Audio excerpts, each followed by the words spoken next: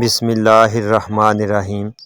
السلام علیکم میرے دوستو، رمضان المبارک کے آخری عشرے میں ایک ایسی رات ہے جس کو اللہ تعالیٰ نے 1000 مہینوں سے بہتر بتایا ہے، اور یہ 1000 مہینے 83 برس 4 ماہ بنتے ہیں۔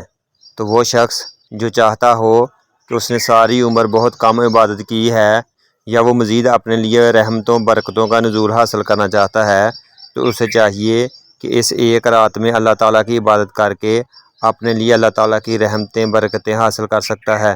شب قدر کے معنی کیا ہیں؟ قدر والی، فضیلت والی اور مرتبے والی رات ہے۔ اللہ تعالیٰ نے امت محمدیہ صلی اللہ علیہ وآلہ وسلم کو لیلۃ القدر کی رات کیوں عطا کی؟ اس کے بارے میں مختلف روایات ہیں۔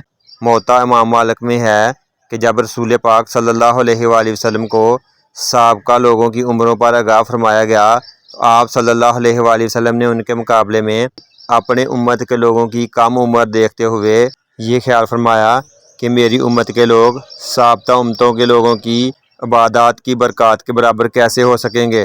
تو آپ صلی اللہ علیہ وآلہ وسلم کو اللہ تعالیٰ نے لیلۃ القدر عطا فرمائی، جو 1000 مہینوں سے افضل ہے۔ دوسری روایت کے مطابق حضرت ابن عباس رضی اللہ تعالیٰ عنہ فرماتے ہیں کہ آپ صلی اللہ علیہ وآلہ وسلم کی بارگاہ میں بنی اسرائیل کے ایک بندے کا تذکرہ ہوا جو رات کے وقت اللہ تعالیٰ کی عبادت میں مصروف رہتا اور دن کے وقت وہ جہاد میں مصروف رہتا۔ تو آپ صلی اللہ علیہ وآلہ وسلم نے اس پر بڑا تعجب کیا اور اپنی امت کے لیے آرزو کرتے ہوئے یہ دعا کی، اے میرے پروردگار، میری امت کے لوگوں کی عمریں کم ہونے کی وجہ سے نیک اعمال بھی کم ہوں گے۔ تو اس پر اللہ تعالیٰ نے لیلۃ القدر کی رات عطا فرمائی۔ ایک اور روایت کے مطابق حضرت جبرائیل علیہ السلام آپ صلی اللہ علیہ وآلہ وسلم کی بارگاہ میں حاضر ہوئے اور عرض کیا، یا رسول اللہ صلی اللہ علیہ وآلہ وسلم، آپ کی امت کے لوگ 80 سالہ عبادت پر رشک کر رہے ہیں، تو آپ کے رب نے آپ کو اس سے بہتر عطا فرما دیا ہے۔ اور پھر سورۃ القدر کی تلاوت کی۔ اس پر رسول خدا صلی اللہ علیہ وآلہ وسلم کا چہرہ خوشی سے جگمگا اٹھا، اور یہ شرف صرف آپ صلی اللہ علیہ وآلہ وسلم کی امت کو ملا ہے۔